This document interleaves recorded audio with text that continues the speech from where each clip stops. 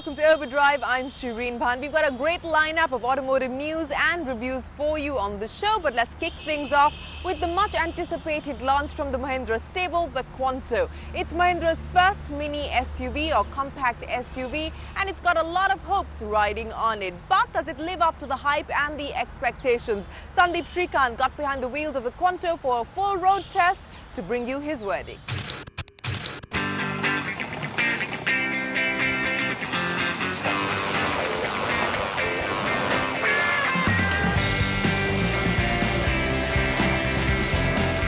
The Mahindra name is synonymous with SUVs and utility vehicles in India. From the legendary MM540 that spawned an array of Jeeps, to the long-serving Bolero and Scorpio, as well as the rugged and retro Thar, and its flagship XUV 500, M&M has an SUV to suit every requirement of the Indian customer. Well, almost every requirement.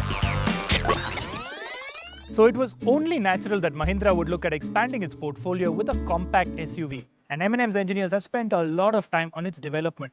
I, for one, have seen test mules toiling up and down the Mumbai-Pune highways for years. The result of all that effort is this, the new Quanto.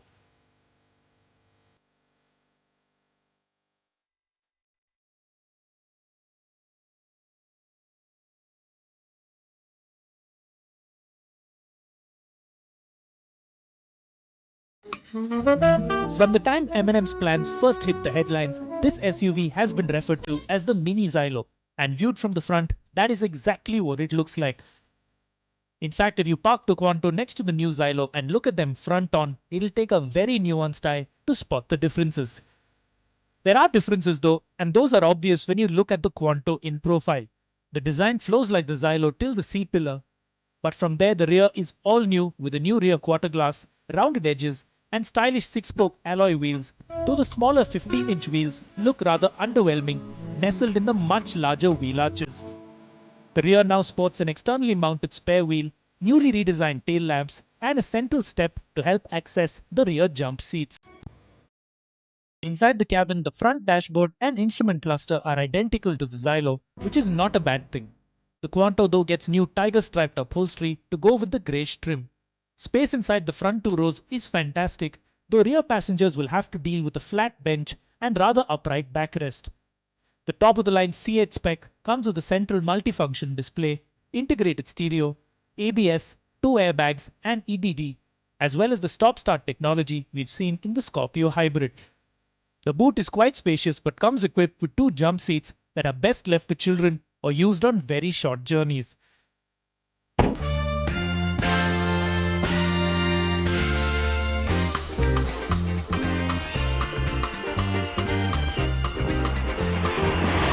Tell me when will you be mine? Tell me quando.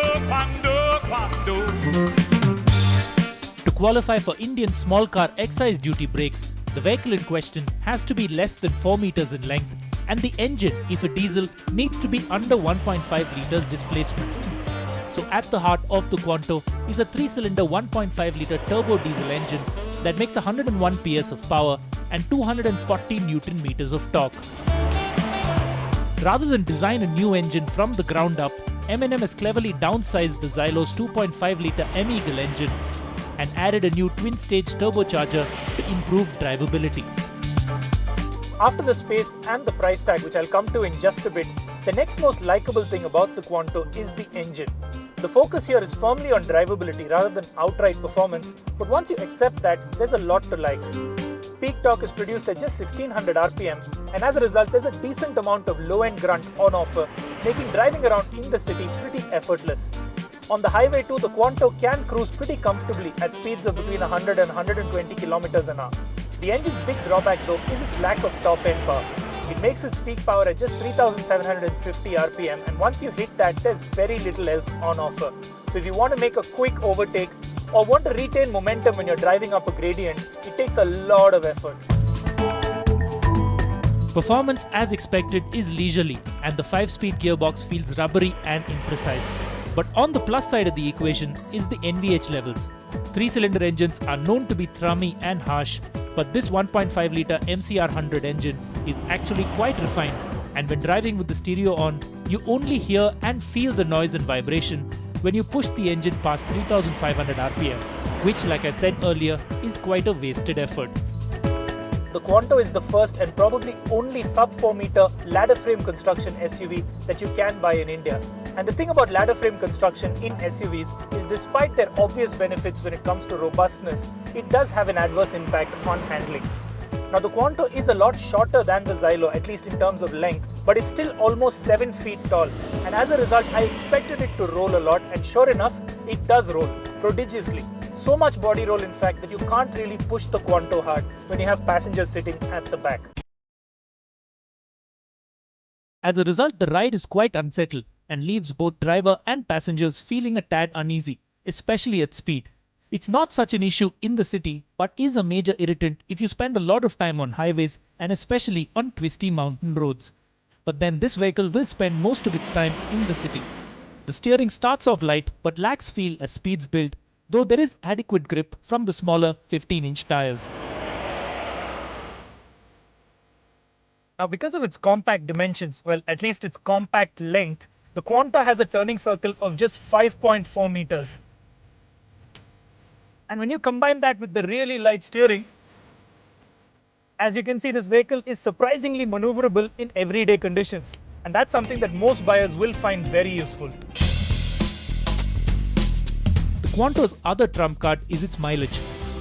Despite a curb weight of 1,640 kilos, Mahindra claims an ARAI certified mileage of 17.2 kilometers per litre, ensuring that driving the Quanto will be light on the pocket. Talking of light on the pocket, Mahindra's compact SUV is priced between 5.82 and 7.36 lakh rupees ex-showroom Maharashtra for the 4 variants on offer. M&M sensed the opportunity to open up a new segment and created the Quanto to fill certain guidelines: under 4 meters in length and a 1.5-litre diesel engine to exploit the excise duty regulations, as much space as possible in the cabin, and most importantly, killer pricing. Driving the Quanto, I can't help but be impressed by the space and the engine, but equally let down by the ride and handling. But when you consider the pricing, the nuances are irrelevant because there's nothing quite like the Quanto out there at the moment. So if tall, spacious, cheap and fuel efficient is what you want, Mahindra has hit the sweet spot.